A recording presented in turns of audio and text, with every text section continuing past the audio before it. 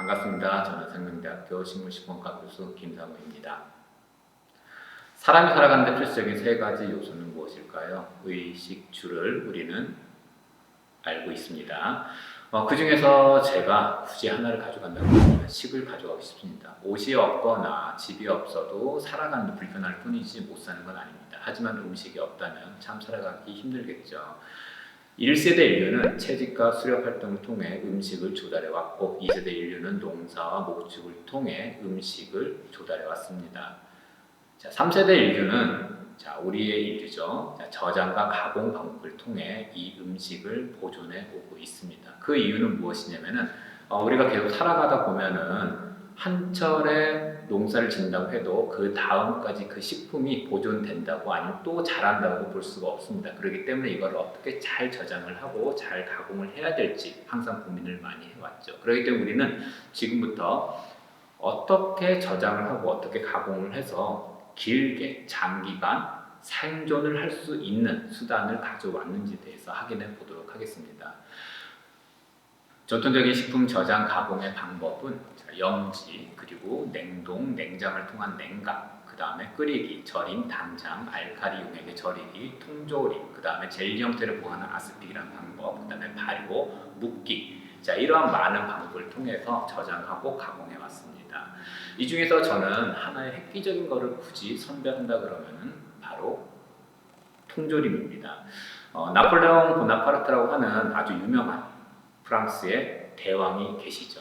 이분이 어떤 명령을 내렸습니다. 우리가 전쟁을 나가야 돼서 우리가 이겨야 된다. 근데 항상 이 전쟁이 가장 중요한 건 음식입니다. 이 음식을 어떻게 하면 장기적으로 보존할 수 있을까? 대신 너희 중 누군가가 이 방법을 가져온다. 그러면 내가 큰 돈을 줄게. 이거를 듣던 니콜라스 아페르라는 요리사가 있었습니다. 이 요리사가 내가 과거 경험에 의하면은 이런 방법 잘 조리를 해가지고 병에 꽉 주입을 해가지고 넣었더니 오래 가요. 그래서 이분이 제일 처음에 만들어낸 방법이 바로 병조림입니다. 이 병조림은 프랑스가 전쟁을 오랫동안 할 수 있도록 하는데 큰 기여를 했습니다. 하지만 이 병조림의 문제는 무엇이냐? 바로 장거리. 예전에는 도로가 우리처럼 아스팔트로 되어 있지만 돌로 만들어진 도로였습니다. 그렇기 때문에 이동 중에 다 깨지는 게 너무 많았습니다. 그래서 그 한때에는 확실하게 좋다라고 얘기를 하지만 수송이나 운송 과정 중에서 파손되는 일이 잦았기 때문에 그 이후에 영국의 피터 드란트가 양철통으로 캔을 만들었습니다. 이 양철통이라는 게 바로 이제 틴 캐니스터라고 불리는 거고요. 그 틴 캐니스터의 CAN이 캔으로 우리가 불리고 있는 겁니다. 근데 이렇게 보존을 하면은 잘 보존된다는 건 알았는데 어떻게 해서 이렇게 오래 갈까는 잘 몰랐던 시절이었습니다. 그래서 우리가 이제 두 번째는 현대적인 저장 가공 방법에 대해서 지금 얘기하려고 그러는데요. 현대적인 저장 가공 방법에는 저온 살균, 방부제 첨가물, 진공 포장, 그다음에 방사능 조상, 그다음에 전기 천공법, ML 포장 등 어마하게 많은 방식들이 있습니다. 이때 가장 획기적인 게 무엇이냐? 미생물의 발견이었습니다. 사실 병조림, 통조림이 나오기 전 1600년도에 안토니 판 레이 우에 쿡이라는 분은 이미 현미경을 만들어서 미생물을 관찰을 했어요. 하지만 병조림, 통조림은 1700년도 이후에 나온 거거든요. 그 미생물이 식품에 영향을 미친다라는 사실을 모른 채로 이미 병조림, 통조림이 완성된 겁니다. 하지만 이 루이 파스테르라는 아주 유명한 과학자죠. 이분이 등장하면서 이 미생물이 식품에 영향을 끼칠 수도 있다는 것을 찾아냈습니다. 그렇기 때문에 이분의 가장 큰 업적은 바로 살균입니다. 루이 파스텔의 업적은 그뿐만 아니라 감경병의 백신도 발명하고요. 과거에 믿었던 자연 발생설을 타파하신 분이기도 합니다. 즉 우리는 지금 이분을 세균학의 아버지로 부르고 있습니다. 이분은 질병과 미생물을 최초로 명확하게 연결시켜 질병의 원인은 세균이라는 학설을 완성하신 분이고요. 그래서 이분이 만든 살균법은 저온 살균법 또는 파스텔의 살균법으로 불리고 있는 60에서 80도에서 30에서 60분간 22회 이상의 가열하는 방식을 통하여 부패 원인균만 사멸하는 방식을 만드셨습니다. 식품 변질의 원인은 무엇일까요? 변질이라고 하는 것은 식품이 먹을 수 없는 상태로 부패 및 변질된 상태를 총칭하는 말입니다. 그럼 이 변질에는 세 가지 이유가 있는데요. 단백성 식품 성분이 미생물에 의해서 아미나가 되는 부패라는 단어가 있고요. 불포화 지방 산화를 통한 산패라는 단어가 있습니다. 또한 탄수화물이 미생물에 의해서 분해, 지방질을 산화가 돼서 분해가 되는 변폐라는 단계, 이 세 가지가 변질이고요. 근데 미생물이 무조건 나쁜 걸까요? 그렇진 않습니다. 미생물에 의해서 이런 물질을 생성하는 발효, 자, 이거는 변질로 보고 있지 않죠. 어쨌든 이 식품 변질의 원인에 대다수의 미생물이라는 것들이 들어간다라는 게 있습니다. 그래서 이 미생물의 생육을 멈출 수 있는 방법을 고안한 게 바로 살균이고요. 근데 이 살균 처리를 하다 보면 문제가 뭐냐면 결국 식품을 조리를 해야 되는 문제가 생깁니다. 조리를 하지 않고 보관할 수 있는 방법이 없을까? 자, 바로 있죠. 자, 우리가 흔히 쓰는 모든 가정에 있는 냉장고, 냉동고가 됩니다. 자, 이 냉장고, 냉동고는 한때 신이 내린 선물이라는 이름으로 불리기도 했습니다. 1925년 자, 제너럴 일렉트릭사에서 모니터 탑이라는 최초의 보급형 가정용 냉장고를 6년 만에 100만 대를 팔았습니다. 자, 제너럴 일렉트릭사는 토마스 에디슨 다들 아시죠? 자, 전구를 만든 분이 만든 회사입니다. 자, 한국에는 금성사 GR120이라는 모델이 국가 등록문화재 제560호로 지정되었고요. 이 냉장고의 도입에 의해서 한국의 식문화도 많이 발전이 됐다고 볼 수 있고요. 또한 이 냉장고가 발전을 해서 발효를 잘해주는 김치 냉장고까지 발전됐다는 사실을 알 수가 있습니다. 자, 근데 이 물리적인 방법은 또 다른 한계점이 있습니다. 아무리 내가 저온을 낮추고 저장을 한다 그래도 미생물이 살고 천천히 생을 이어가고 있습니다. 그래서 여기에서 우리가 참 어려운 얘기긴 한데요. 첨가물 얘기를 좀 해보려고 합니다. 즉 물리적인 한계에 의해서 어떠한 맛과 색, 식감을 추구할 때 이 첨가물이 들어가지 않을 수 없기 때문입니다. 자, 우리가 옛말에 보기 좋은 떡이 먹기도 좋다라는 말이 있다라는 것은 다들 아시죠? 즉 식품 첨가물이라는 것은 이렇게 보기 좋은 떡을 만드는 데 사용하는 물질이라고 보시면 됩니다. 자, 식품을 제조, 가공, 조리 또는 보존하는 과정에 감미, 착색, 표백 또는 산화 방지 등을 목적으로 식품에 사용되는 물질입니다. 자, 이 식품 첨가물은 코덱스 20에서 23개 용도로 분류를 하고 있습니다.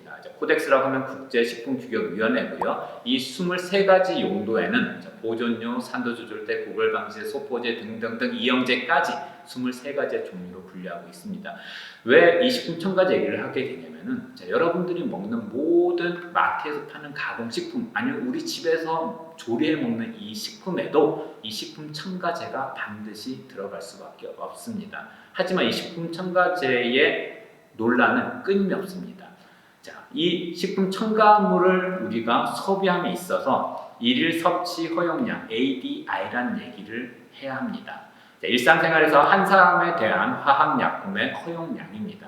단위는 체중 1kg당 mg으로 나타낼 수 있고요. 자, 모든 식품은 이 ADI 용량을 기준으로 해서 이 첨가물을 넣도록 되어 있습니다. 동물 실험을 통해서 이를 잡아놓는다 그러면은 사람한테는 0.01 정도만 투입할 수 있게끔 안전하게 관리되어 있다라는 사실을 알려드리고 싶습니다.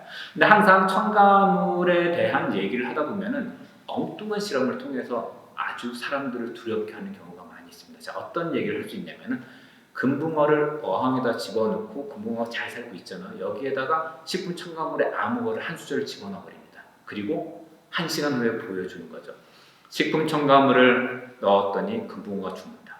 사람은 얼마나 위험하겠냐 이런 얘기를 자주 합니다. 하지만 말이 안 된다는 얘기를 해주고 싶습니다.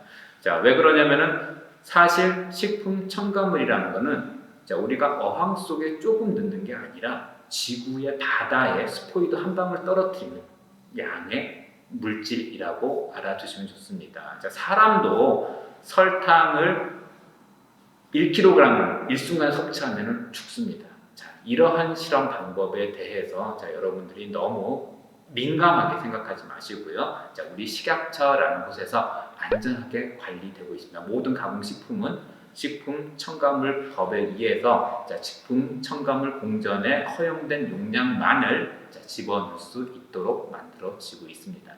어쨌든 이런 식품 원료를 다양한 방법으로 가공 처리하는 목적, 첫 번째는 식품의 안전성을 강화한다.